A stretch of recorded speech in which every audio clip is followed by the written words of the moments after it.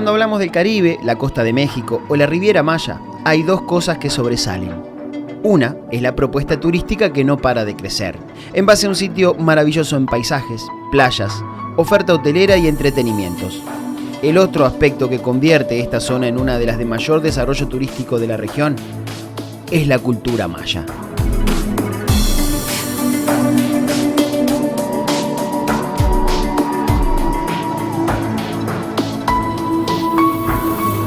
Los mayas formaron sus comunidades en la región que hoy ocupan Honduras, Guatemala, El Salvador, Belice y 5 estados de México. Los historiadores estiman que la antigüedad de estos pueblos es de unos 3.000 años aproximadamente. Muchos creen que los mayas fueron exterminados por los europeos cuando estos llegaron a estas tierras. Estando aquí aprendí que pueden haber tenido mucho que ver, pero también es cierto que entre las comunidades prehispanas, desde siempre, existieron rivalidades y enfrentamientos, lo que no solo dispersó en grupos más pequeños a todas estas poblaciones, sino que además disminuyó sus posibilidades de defensa cuando se produjo el arribo desde Europa.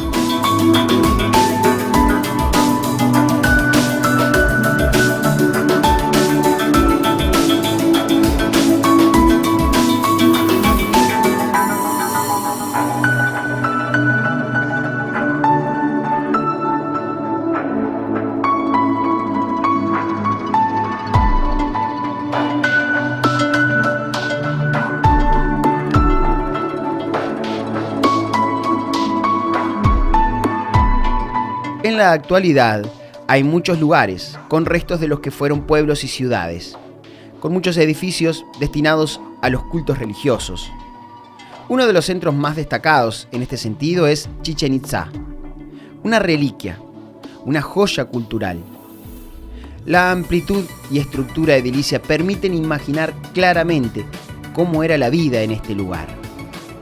Los integrantes de estas comunidades, por lo general, formaban las ciudades alrededor de los edificios principales, que eran los templos o los alojamientos para las autoridades.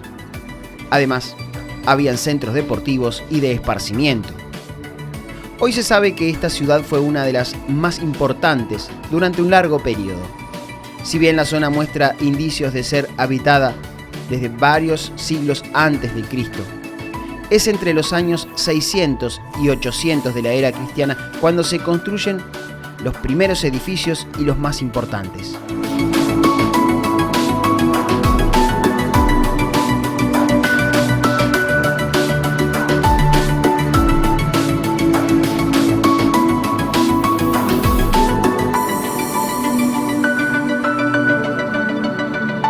El desarrollo continuó durante varios siglos, estimándose que el apogeo del lugar fue entre el 1000 y el 1200. Después la ciudad entró en una marcada decadencia que culminaría con el abandono casi total de los habitantes de este lugar. Cuando los españoles llegaron a esta región encontraron pequeños grupos de habitantes y la inmensa mayoría de las construcciones en estado de abandono. Aunque nunca habían perdido su importancia religiosa, por eso siempre fueron el destino de celebraciones y rituales. El Parque Natural comprende unos 15 kilómetros cuadrados y desde comienzos del siglo XX está administrado por el Instituto Nacional de Antropología e Historia de México, declarado Patrimonio de la Humanidad y recientemente una de las nuevas 7 maravillas del mundo. Este es uno de los sitios más visitados del país, cuyas raíces están ligadas estrechamente a las culturas maya y azteca.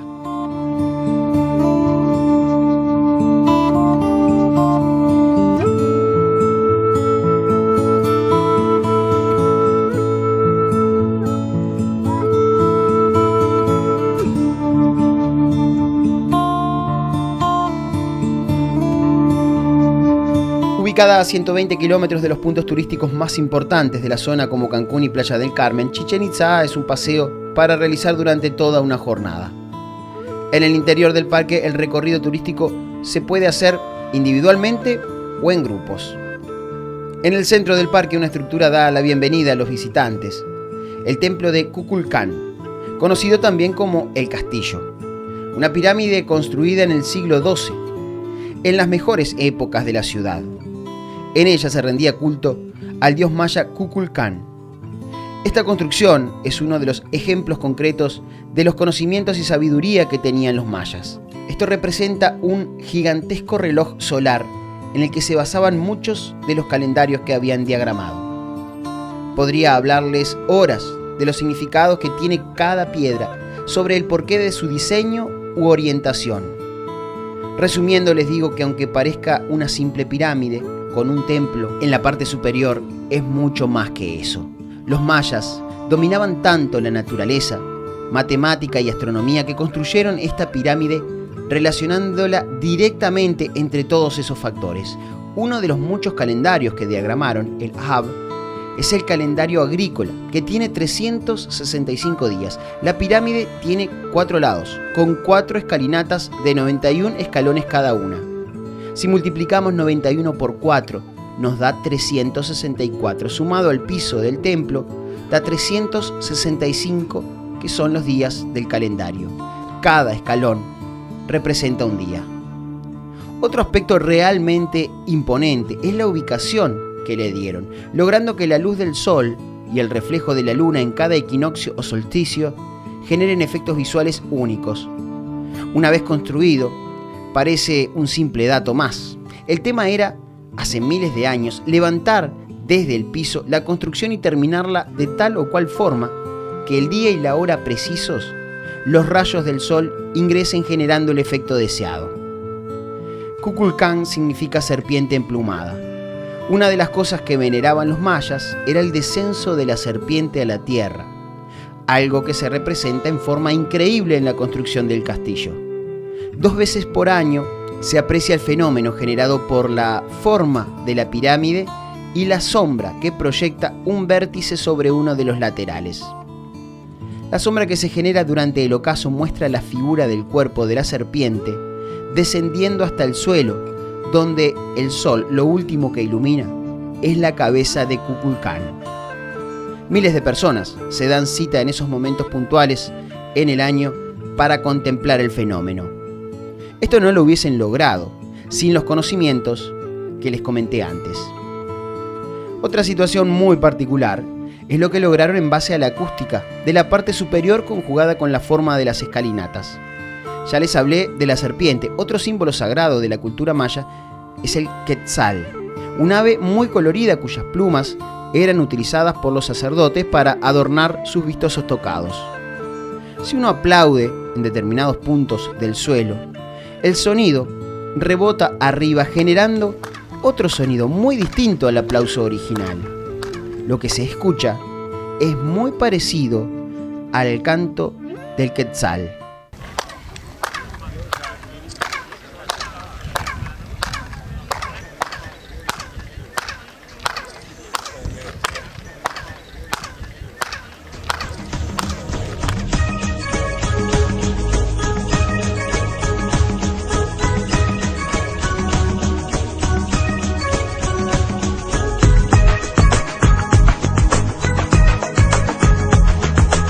Continuando el recorrido, muy cerca de la pirámide, llegamos a otro de los edificios importantes por su tamaño, el Templo de los Guerreros. Este fue construido en el año 1200, pleno apogeo de la civilización que habitaba estas tierras. Es un edificio religioso en cuya parte superior hay un pequeño templo. Fue construido sobre una estructura más pequeña que existía desde el periodo anterior. La estructura escalonada está rodeada de columnas que abarcan un sector amplio de lo que se considera la plaza principal de Chichén Itzá. Todas ellas, que son unas 200 aproximadamente, dan lugar también al nombre que se le atribuyó posteriormente a este templo, el de las 1000 columnas. Las que están frente a la entrada del edificio principal están talladas con formas y símbolos tradicionales que hacen referencia a los guerreros. Lo mismo ocurre en el interior del templo, en el que originalmente se encontraron representadas en murales escenas de la vida cotidiana. Interconectado con este se encuentra la columna norte, un edificio en cuyo interior también se realizaban diversos tipos de rituales y ofrendas.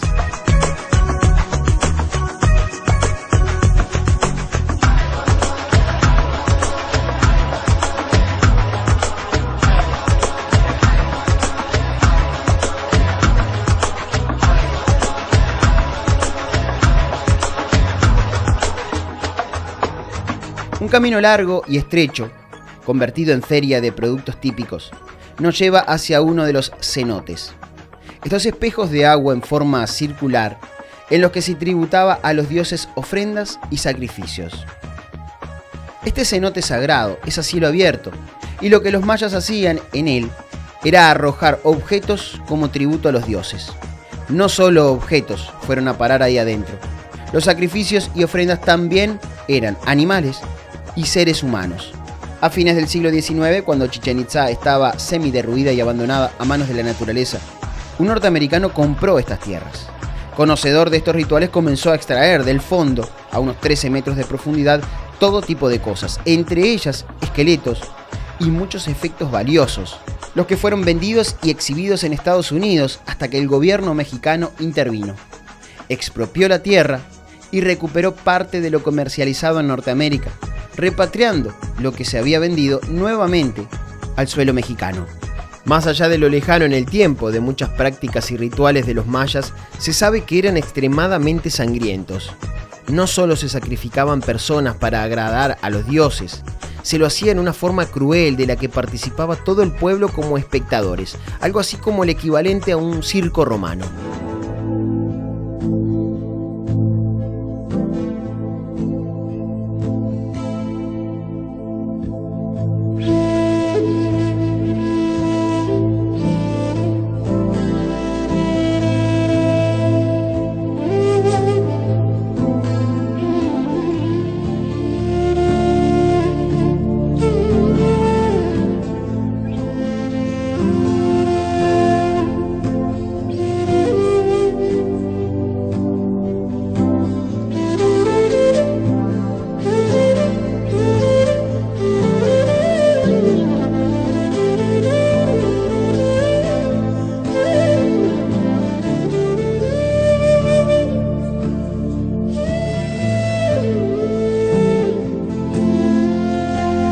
Este espacio es la cancha del gran juego de pelota, del que participaban los hombres más atléticos.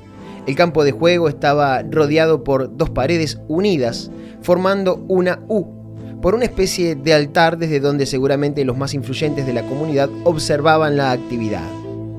En cada lateral hay un aro, por el cual había que pasar la pelota, logrando así cada punto. En las paredes vemos representados claramente los que podrían ser los jugadores o guerreros que participaban de esta actividad. El juego era parte de los rituales y es seguro que no se trataba simplemente de un partido. La vida de ganadores o perdedores dependía del resultado final.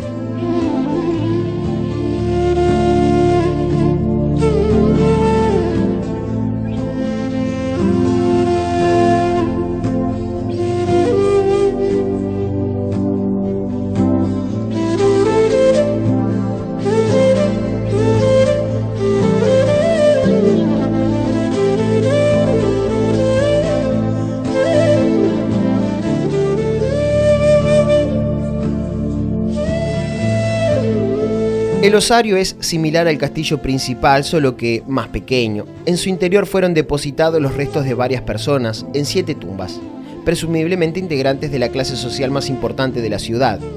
Junto con los restos óseos, fueron encontrados varios efectos relacionados a las ceremonias religiosas, mediante las cuales se enterraba o depositaba en sitios como este a ciertos difuntos. En el osario vemos uno de los mascarones. En Chichén Itzá hubo alrededor de 16 mascarones de este tipo, piedras talladas que simbolizaban a alguno de los dioses, como el dios de la lluvia o el propio Kukulcán, uno de los dioses supremos.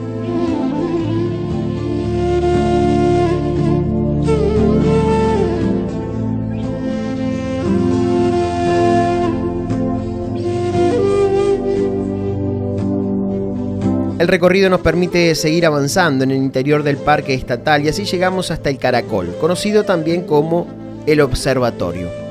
Se cree que su forma y ventanas tienen que ver con algunos momentos puntuales dentro del calendario maya, ya que se ha interpretado que al ocaso durante el equinoccio se produce una alineación entre el Sol y Venus. Después de haber visto varios efectos que se producen simplemente entre las estructuras y la luz natural, no me sorprendería que fuera así.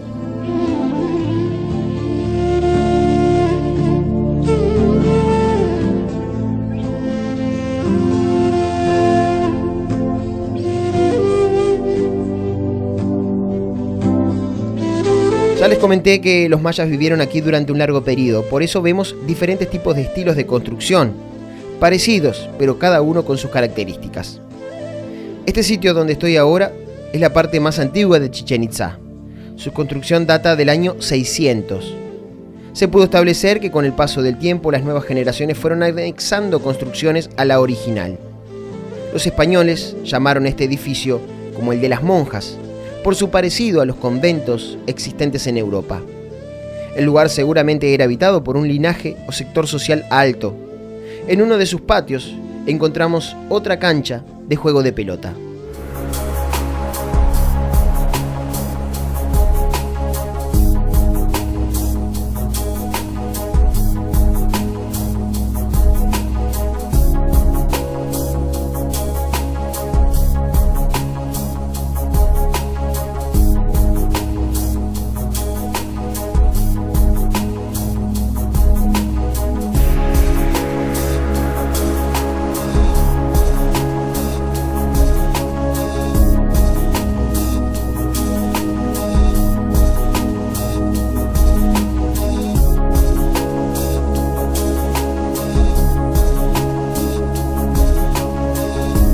Hasta no hace mucho tiempo se podía ingresar a todas las construcciones, incluso subir a las pirámides, algo que hoy está prohibido, debido a la cantidad de gente que llega a diario a lugares como este.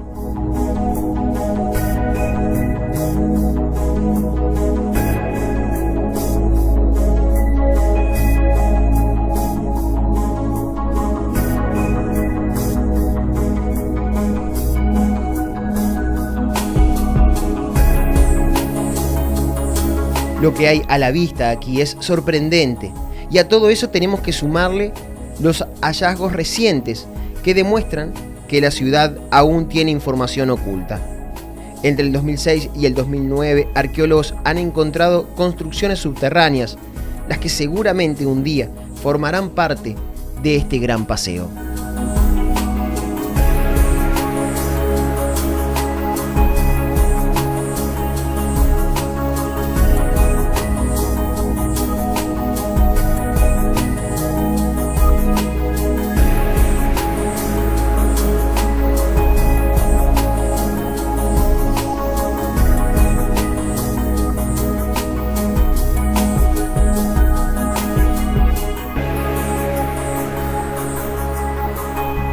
Tanto en la península de Yucatán, donde está Chichén Itzá, como en el resto de la Riviera Maya, hay muchos sitios como este. Este es el que reúne mayor cantidad de construcciones juntas, permitiendo confirmar que se trató de uno de los puntos más importantes mientras los mayas vivieron en comunidades.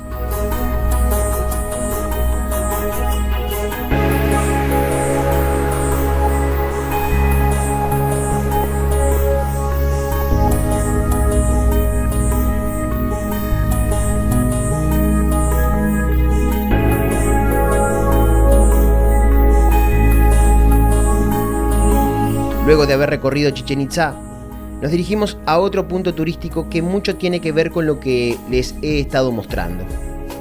El cenote de Ilquil.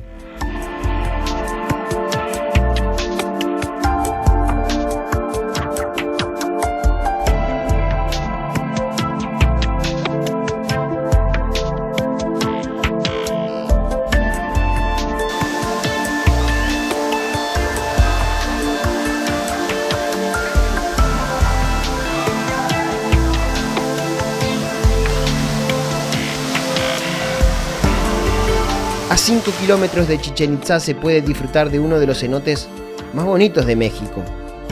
La propuesta turística ha hecho de estos espacios naturales paseos accesibles a todo público.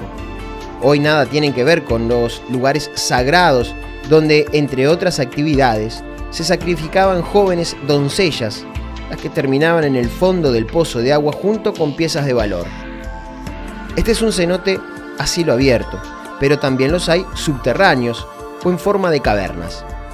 Además de lugares sagrados, muchos representaban la posibilidad de abastecimiento de agua para comunidades enteras, ya que son fuente de agua dulce. Este tiene 40 metros de profundidad y un diámetro de 60 metros. Para facilitar el acceso se construyeron escaleras, miradores y una plataforma desde donde se puede saltar a la piscina natural de agua fresca y cristalina. Algunas raíces cuelgan desde lo alto en forma de lianas y finos chorros de agua caen constantemente, generando un efecto visual y sonoro muy agradable. Se cree que en esta región de México hay más de 6.000 cenotes, de los cuales solo se conocen y se tiene acceso a unos 2.200.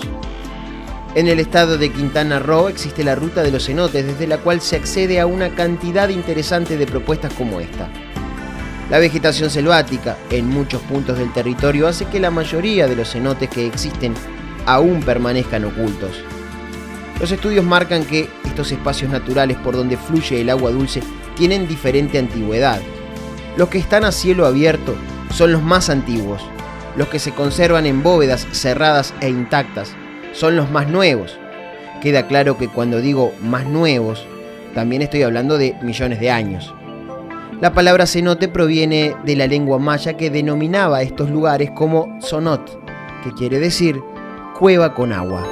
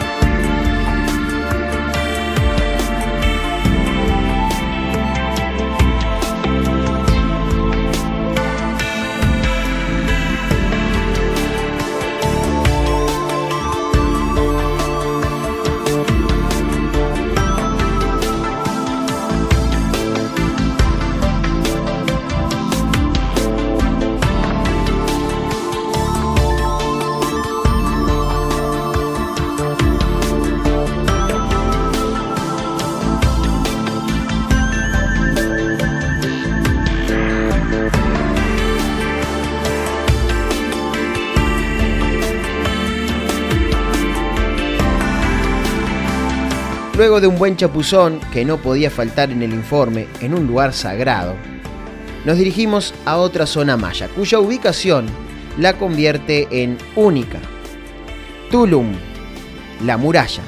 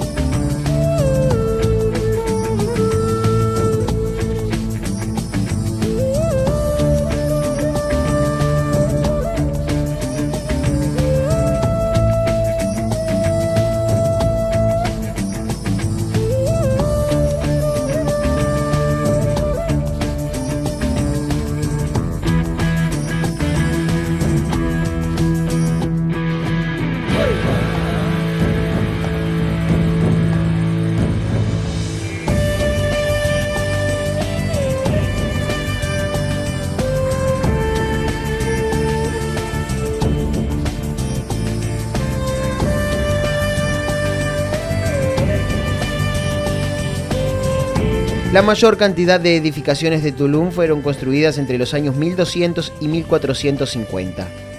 Esta es la joya de la Riviera Maya. Las ruinas están dentro de un área protegida y parque nacional que asegura la conservación de lo que queda de la ciudad maya a orillas del Caribe. Originalmente los mayas la habían denominado Tzamá, que significa amanecer. Posteriormente la denominaron Tulum, que significa muralla. Como cada pueblo, este tenía sus edificios principales y templos que sobresalían. Al igual que lo que vimos anteriormente en Chichén Itzá, en Tulum el castillo es de los edificios más importantes y más antiguo. Este no solo servía como centro espiritual y religioso, sino también como un faro o referencia para los navegantes de la época.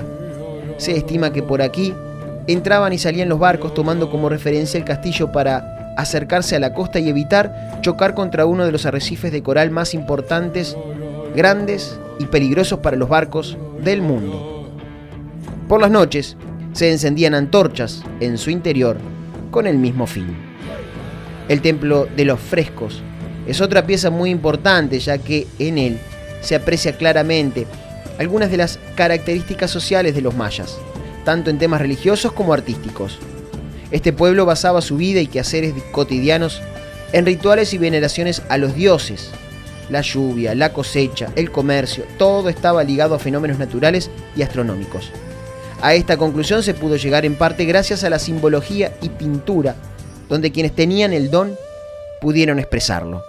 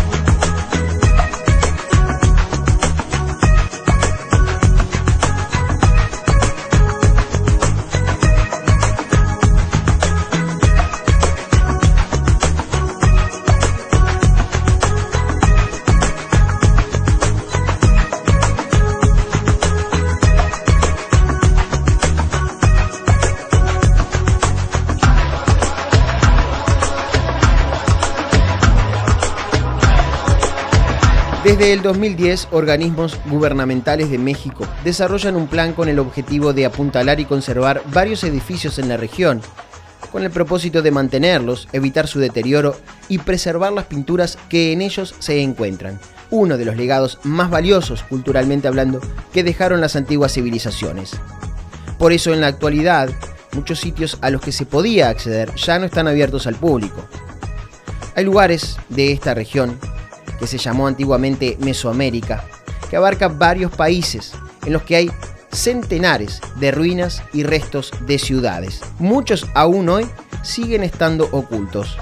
De hecho, cuando el gobierno de México se dio cuenta del valor que tenía en su territorio y comenzó un trabajo serio de recuperación de lugares como Chichén Itzá y Tulum, estos estaban en completo abandono.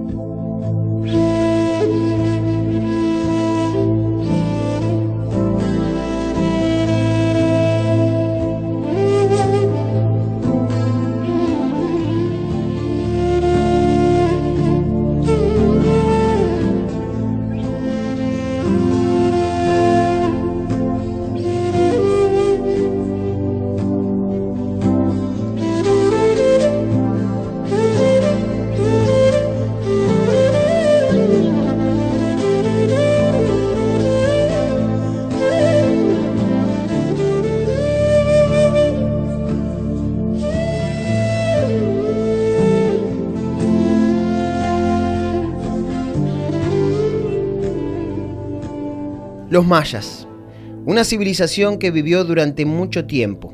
se desarrolló en Centroamérica y se transformó en una de las culturas más significativas en la historia de la humanidad. Puede que no existan ciudades habitadas por los mayas.